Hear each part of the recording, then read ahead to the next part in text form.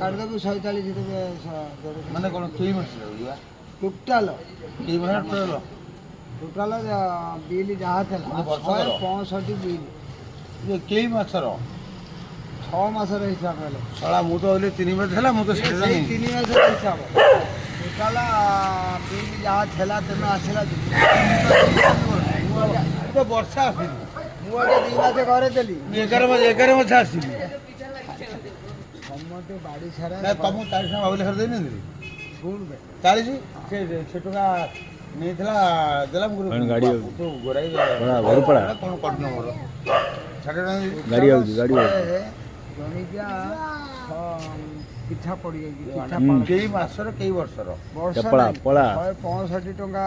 metre 165 କି 22 ବାନ କେତେ ଦିନରେ ସବୁ କାହିଁ ମାସ ହିସାବ କରୁଛନ୍ତି ମାସ ମିଟର ଯାଉଛି ସେ ମାସ କିଏ ଦଉନ୍ତି ହଁ କର ଦିଅ ପାଣି ମୁଁ 2 ମାସ ହେଲା ଥିଲି ଘରେ ମୁଁ ଦେବାକୁ ବାଧ୍ୟ